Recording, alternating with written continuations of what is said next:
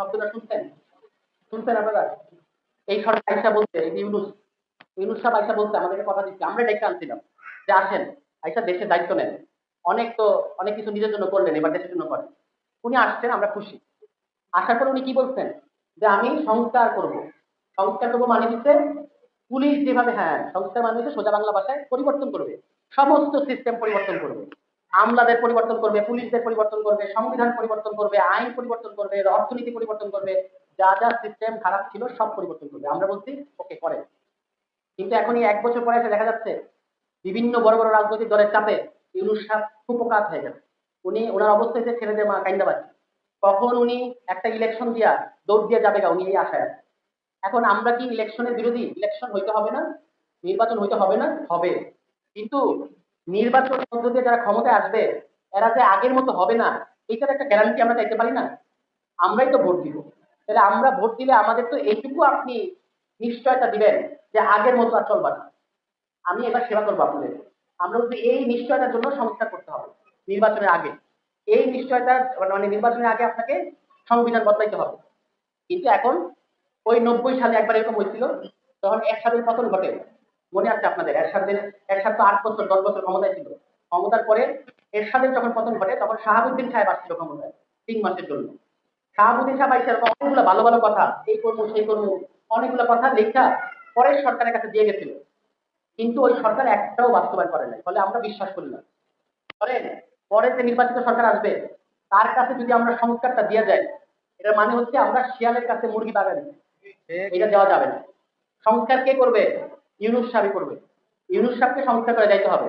সংস্কার করে যাওয়ার আগে আমরা তাকে যাইতে দিব না, এয়ারপোর্ট সিলগালা করে দিব। আপনারা কেন রাজি আছেন? যে ইউনূস সাহেবকে আমরা বলবো যে ইউনূস সাহেব, আপনাকে আমরা বসাইছি, সমর্থন করছি না, ভোট দিয়ে সমর্থন করি না, কিন্তু অন্যভাবে সমর্থন করছি, দিলের থেকে মনের থেকে। শুধু দিলের থেকে মনের থেকে না, ওই যে আমাদের 1400 ছেলে মেয়ে মারা গেছে, মারা গেছে জুলাই মাসে, এরা রক্ত দিয়া সমর্থন দিচ্ছে ইউনূস সরকার। তারা মজা পায় গেছে। এখন যেমন আছে, এটা কিন্তু একটা মজা আছে। আমার আপনার জন্য একটা সমস্যা, কিন্তু যারা এটার সিস্টেমটার মধ্যে বসে আছে, ওরা কিন্তু খুব মজা পাইতেছে। ওরা চায় না যে আমরা এটা পরিবর্তন করি। এই কারণে ওরা আমাদেরকে নানাভাবে বাধা দিতেছে এবং একটা বিশৃঙ্খলা সৃষ্টি করতেছে সারা দেশের মধ্যে পরিকল্পিতভাবে। ঠিক আছে? তা আমরা এই জন্য পরিষ্কার ভাবে বলতে চাই, যেমন এই যে জাতীয় পার্টি একটা দল আছে না, শুনছেন না? জাতীয় পার্টি, এরশাদ, লাঙ্গল। এই লাঙ্গলের দল গত 15 বছর কম আকাম কুকাম করে না, অনেক আকাম করছে এবং মানুষের বিরুদ্ধে দাঁড়াইছে। এখন তাদের পক্ষ হয়ে যদি আমাদের পুলিশ আমাদেরকে মারে, এটা কি সহ্য করার মতো? এটা সহ্য করার মতো না। তো আমরা দেখছি যে ঢাকায় ওই নূরের নাম শুনছেন?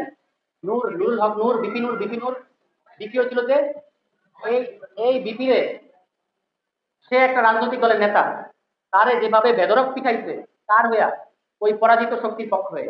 তা আমরা পরিষ্কার ভাষায় বলতে চাই আমাদের পুলিশকে এবং আমাদের অন্যান্য বাহিনী লোকেদেরকে, গত 15 বছর থেকে আপনারা শিক্ষা নেন।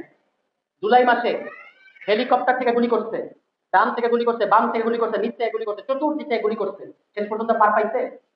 পায় না। যখন সাধারণ মানুষ চারিদিক থেকে রাস্তায় নেমে গেছে, সাধারণ মানুষ অনেক দিন সহ্য করে, শেষে যখন রাস্তায় নামে, তখন আপনি আর্মি, বিডিআর, র্যাব, পুলিশ, আরো যা যা আছে সব আইন এবং নিজেদের ক্যাডার বাহিনী সব রাস্তায় নামাই দিয়েও কিন্তু ফুলায় উঠতে পারেন। আর আমাদের কাছে কি ছিল?